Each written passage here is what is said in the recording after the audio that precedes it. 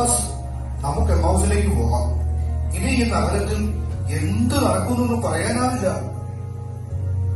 സഹോദരൻ, അതാണ് സുരക്ഷിതം. അധികാരികൾ നമ്മയെ വേട്ടയാടും, നമുക്ക് മുന്നേ രക്ഷപ്പെടാം. നമ്മുടെ ഗുരുവിനെ അവർ കുരിശിൽ തറച്ചു കൊന്നു.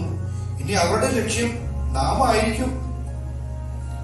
എന്നാലും ഇങ്ങനെയൊക്കെ സംഭവിക്കുമെന്ന് ഞാൻ ഒരിക്കലും കരുതിയില്ല. നമ്മുടെ ഗുരുവിനെ എത്ര കഠിനമായിട്ടാണ് അവർ ക്രൂശിച്ചത്. എന്റെ മനസ്സ് വേദനിക്കുന്നു. പിടിക്കാൻ വന്നവന്റെ ചെവി പത്രോസ് കേൾപ്പിച്ച് കളഞ്ഞതല്ലേ? എന്നാൽ ഗുരു ശിമയോനെ ശാസിക്കുകയാണ് ചെയ്തത്. അതെ, ചെവി പോയവനെ തൊട്ട് സുഖപ്പെടുത്തിയത് നാം കണ്ടതല്ലേ? നമ്മുടെ ഗുരുവിന്റെ മനസ്സ് അവൻ മനസ്സിലാക്കിയില്ലല്ലോ. നമ്മുടെ ഇടയിൽ ചില സ്ത്രീകൾ ഞങ്ങളെ അത്ഭുതപ്പെടുത്തി. ഗുരു അവർക്ക് പ്രത്യക്ഷനായെന്നും ജീവിച്ചിരിക്കുന്നെന്നും പറയുന്നു.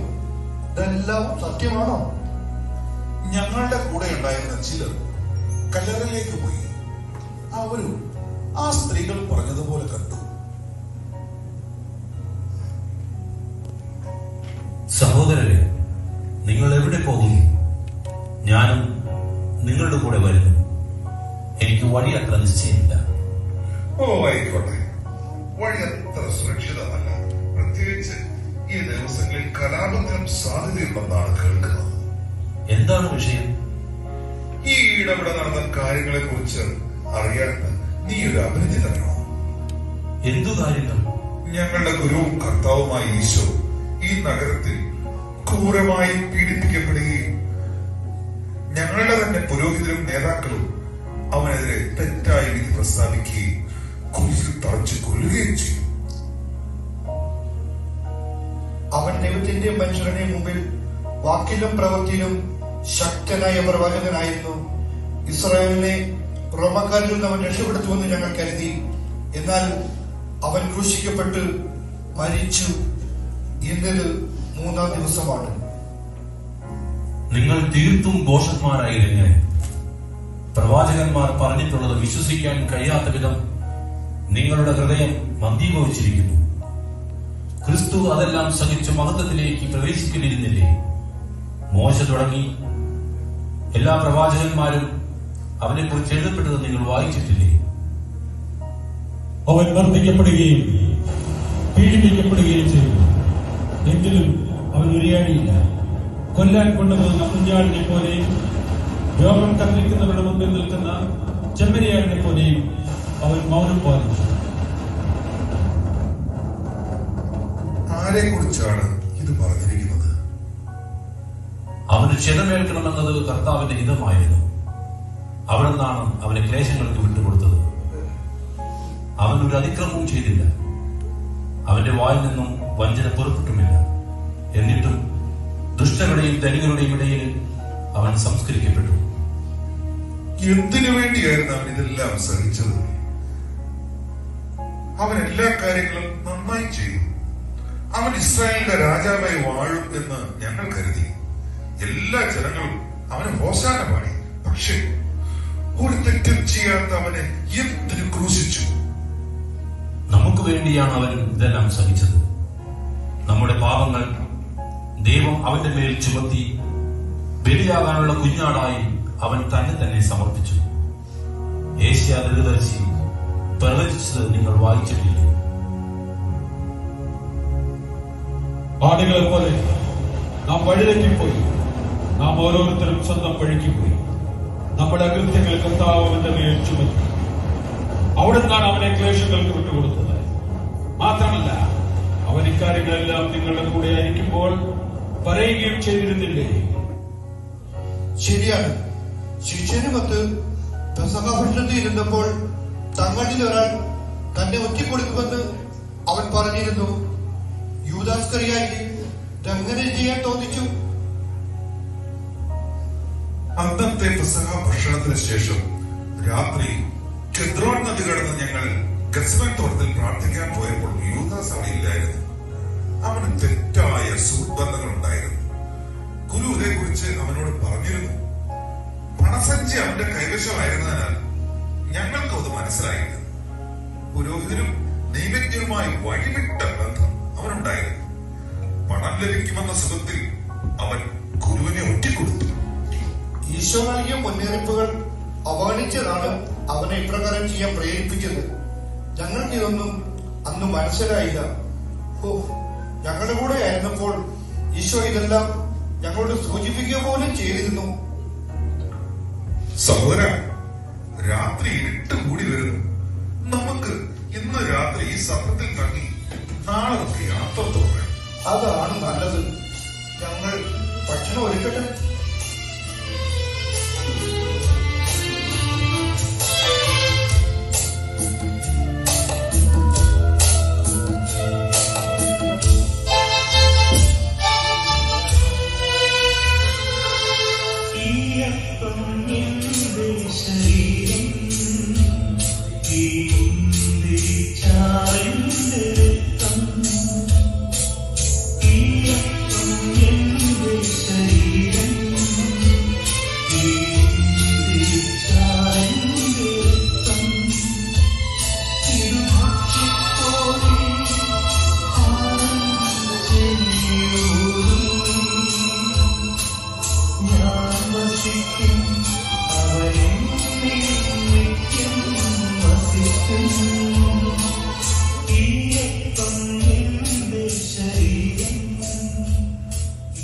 അത് യേശുവല്ലേ?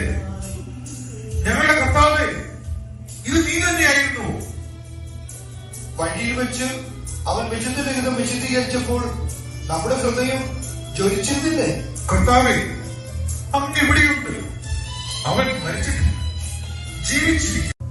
ഇനിമേൽ ഞാൻ ഈ ലോകത്തിലല്ല, എന്നാൽ അങ്ങ് എനിക്ക് തന്നവർ ലോകത്തിലാണ്. ഞാൻ അങ്ങയുടെ അടുത്തേക്ക് വരുന്നു.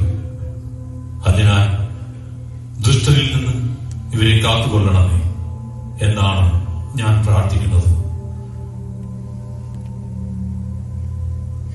ആബാ പിതാവേ, എല്ലാം അങ്ങേക്ക് സാധ്യമാണ്. കഴിയുമെങ്കിൽ ഈ പാനപാത്രം എന്നിൽ നിന്നും മാറ്റിത്തരണമേ. എന്നാൽ എന്റെ ഹിതമല്ല, അങ്ങയുടെ ഹിതം മാത്രം. ഞാൻ വിശ്വസിച്ചവനും എന്റെ ഭക്ഷണത്തിൽ പങ്കുചേർന്നവനുമായ എന്റെ പ്രാണസ്നേഹിതൻ പോലും എന്റെ നേരെ കുതികാൽ ഉയർത്തി. കർത്താവേ, എന്നോട് കൃപ തോന്നണമേ.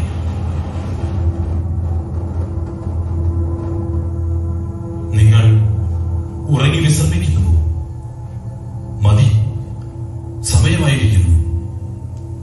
ഇതാ, മനുഷ്യപുത്രൻ പാപികളുടെ കൈകളിൽ ഏൽപ്പിക്കപ്പെടുന്നു. എഴുന്നേൽക്കുകയും നമുക്ക് പോകാം. ഇതാ, എന്നെ ഒറ്റക്കൊടുക്കുന്നവൻ അടുത്തെത്തിയിരിക്കുന്നു.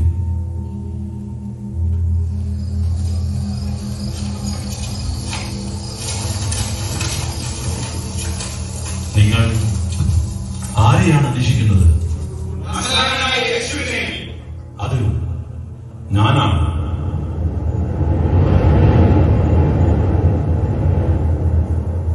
ഗുരു, സ്വസ്തി. യുവദാസേ, ചുംബനം കൊണ്ടാണോ നീ മനുഷ്യപുത്രനെ ഒറ്റിക്കൊടുക്കുന്നത്? നിങ്ങൾ എന്നെയാണ് അന്വേഷിക്കുന്നതെങ്കിൽ ഇവർ പോയിക്കൊള്ളട്ടെ. അയ്യോ, എന്റെ ചെവി! ശിമയോനെ, വാൾ ഉറയിലെടുക്ക. വാളെടുക്കുന്നവൻ വാളാൽ നശിക്കും. പിതാവ് എനിക്ക് നൽകിയ പാനപാത്രം ഞാൻ കുടിക്കേണ്ടതല്ലേ?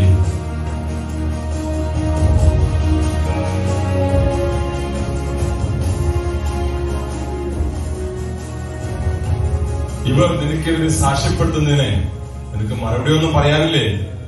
നീയാണോ വാഴ്ത്തപ്പെട്ടവന്റെ പുത്രനായ ക്രിസ്തു? ഞാൻ തന്നെ. മനുഷ്യപുത്രൻ ശക്തിയുടെ വലതുഭാഗത്ത് ഉപവിഷ്ടനാകുന്നതും വാനമേഘങ്ങളിൽ വരുന്നതും നിങ്ങൾ കാണും. ഇനി സാക്ഷികളെ കൊണ്ട് നമുക്ക് എന്താ ആവശ്യം? ദൈവദൂഷണം നിങ്ങൾ കേട്ടല്ലോ.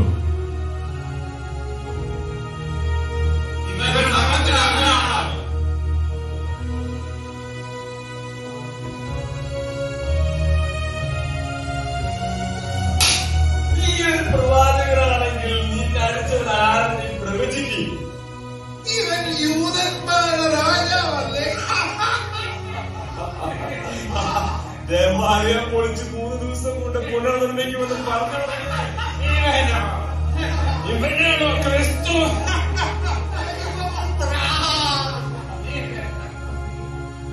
അവൻ മനുഷ്യരാൽ നിന്ദിക്കപ്പെടുകയും ഉപേക്ഷിക്കപ്പെടുകയും ചെയ്തു. അവൻ വേദനയും ദുഃഖവും നിറഞ്ഞവനായി. അവനെ കണ്ടവർ മുഖം തിരിച്ചു.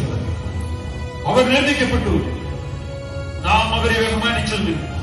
നമ്മുടെ വേദനകളാണ് യഥാർത്ഥത്തിൽ അവൻ വഹിച്ചത്, നമ്മുടെ ദുഃഖങ്ങളാൽ അവൻ ചുമന്നു. എന്നാൽ ദൈവം അവനെ പ്രഹരിക്കുകയും ശിക്ഷിക്കുകയും ദണ്ഡിപ്പിക്കുകയും ചെയ്തെന്ന് നാം കരുതി.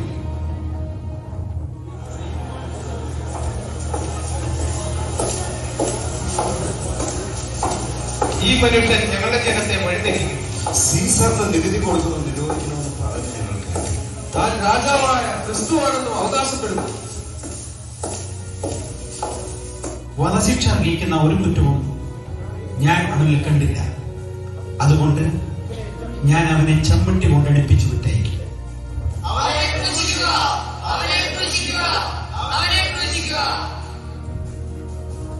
നിങ്ങൾ തന്നെ അവനെ കൊണ്ടുപോയി ക്രൂശിച്ചു കൊള്ളുവിൻ. ഞാൻ അവനെ ഒരു കുട്ടി പോകാനുമില്ല.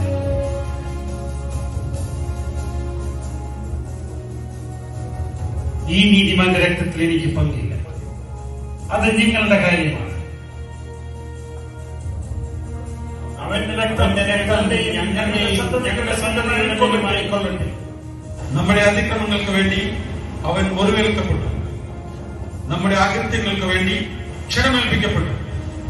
അവന്റെ മേലുള്ള ശിക്ഷ നമുക്ക് രക്ഷ നൽകി. അവന്റെ ക്ഷതങ്ങളാൽ നാം സൗഖ്യം പ്രാപിച്ചു.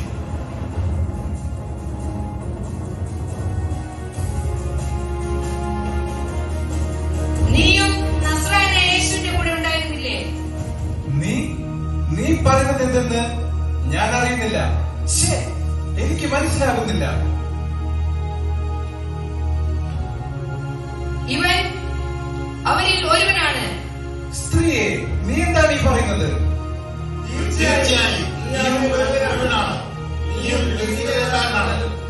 നിങ്ങൾ പറയുന്ന ആ മനുഷ്യനെ ഞാൻ അറിയുന്നില്ല. എന്തൊരു കഷ്ടമാണിത്. ഞാൻ പറഞ്ഞില്ലേ, എനിക്ക് അയാളെ അറിയുക പോലുമില്ല.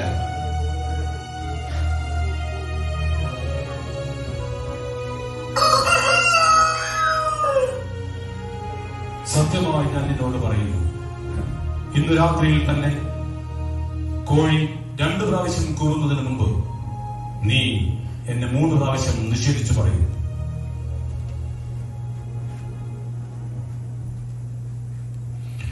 അവിടുന്നാണ് അവനെ ക്ലേശങ്ങൾക്ക് വിട്ടുകൊടുത്തത്. പാപപരിഹാര ബലിയായി തന്നെ അർപ്പിക്കുമ്പോൾ അവൻ തന്റെ സന്തതി പരമ്പരയെ കാണുകയും ദീർഘായുസ് പ്രാപിക്കുകയും ചെയ്യും. കർത്താവിന്റെ ഹിതം അവനിലൂടെ നിറവേറുകയും ചെയ്യും. അവൻ അത്യുന്നതങ്ങളിലേക്ക് ഉയർത്തപ്പെടുകയും പുകഴ്ത്തപ്പെടുകയും ചെയ്യും.